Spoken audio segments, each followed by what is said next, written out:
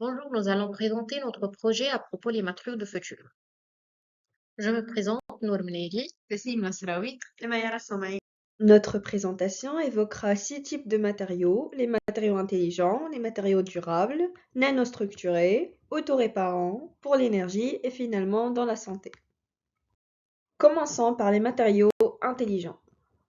Ces matériaux sont capables de répondre à des stimuli externes tels que la chaleur, la lumière ou la pression. On citera l'exemple des alliages à mémoire des formes. Ils sont utilisés en médecine tels que les stents, les implants ou dans l'aérospatiale. L'hydrogel, ils sont capables de réagir à des variations de température ou de pH, utilisés dans les pansements intelligents. Et finalement, les cristaux photoniques, ils sont capables de manipuler la lumière pour améliorer les technologies optiques. On passe aux matériaux durables. Puisque la transition vers des matériaux éco-responsables est cruciale pour lutter contre le changement climatique, les recherches scientifiques ont permis la découverte des bioplastiques. Ils sont fabriqués à partir de ressources renouvelables comme de l'amidon ou de l'algue.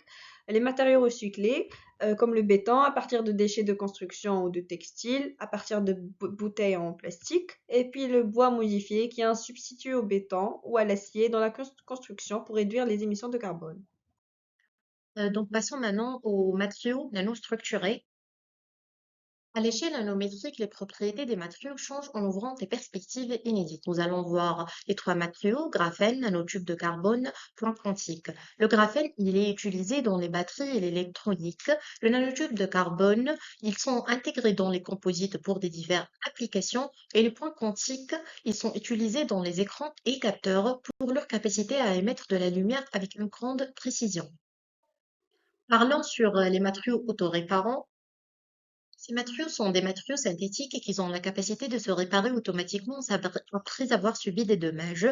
On voit polymères autocicatrissants et le béton autoréparant. Les polymères autocicatrissants sont utilisés pour prolonger la durée de vie des produits électroniques. Le béton autoréparant est à base de bactéries et d'un composé précurseur minéral organique qui produisent du calcaire pour combler des fissures. Ensuite, nous avons pensé à présenter les matériaux pour l'énergie. En fait, les innovations dans ce domaine sont nombreuses, promoteuses. Elles nous donnent l'espoir à un futur plus vert, plus propre grâce à l'impact des matériaux durables qui mènent à réduire l'empreinte carbone. À titre d'exemple, les isolants écologiques, ils permettent de maintenir une température constante dans les habitations, réduisant ainsi les besoins, les factures de l'énergie et les maintenances requises. On finit par présenter les matériaux dans la santé.